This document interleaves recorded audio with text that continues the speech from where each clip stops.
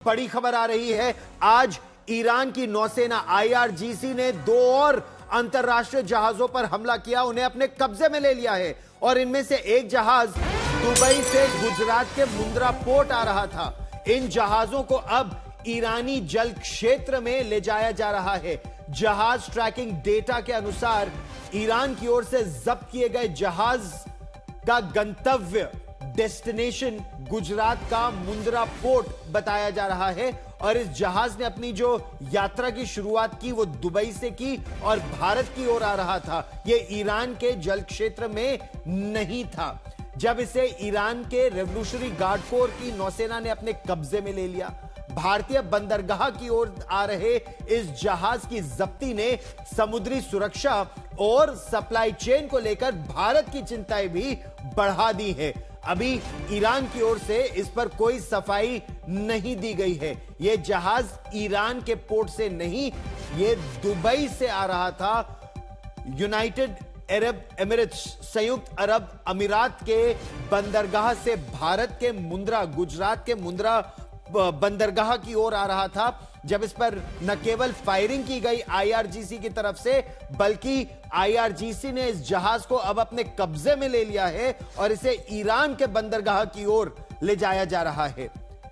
America ने अनिश्चितकाल के लिए सीजफायर का ऐलान तो कर दिया, लेकिन यह कहा कि ईरान के बंदरगाह से आ रहे हर जहाज और ईरान के बंदरगाह को जा रहे हर जहाज के लिए नाकेबंदी है, ब्लॉकेड है। इस पर पलटवार करते हुए ईरान ने कहा, अगर ईरान का कोई जहाज नहीं आ जा सकता तो किसी भी बंदरगाह से कोई जहाज नहीं आ जा सकता।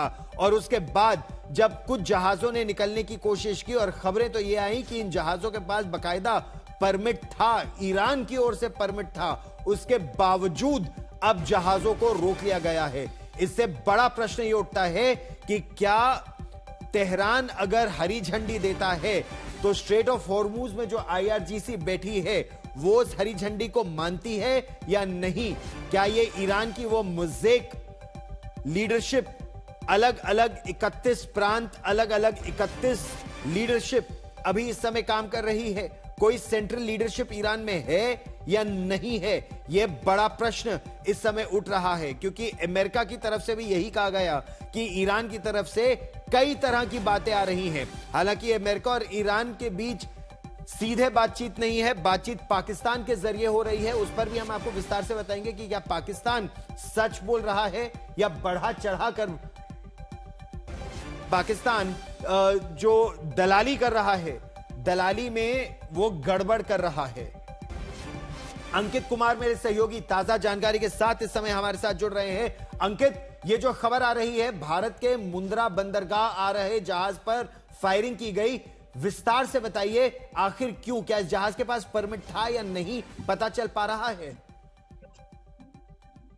ये देखिए, सबसे पहले तो ये बता दें कि जहाज भारत आ रहा था, लेकिन भारतीय कंपनी का जहाज नहीं था।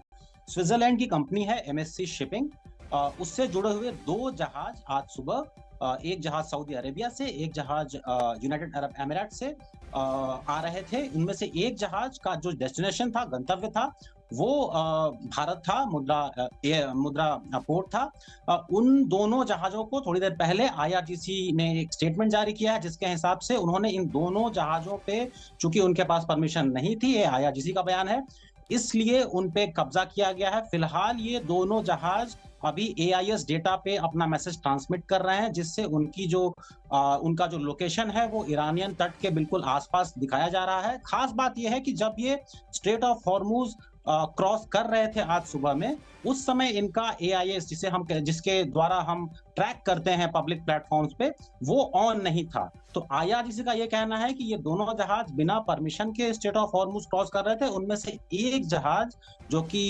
यूएई से निकला था, वो गुजरात के मुंद्रा पोर्ट पे आ रहा था। इस खबर पर आप नजर बनाए रखिए। ताजा जानकारी के लिए फिर मैं आपके पास लौट कर आऊंगा।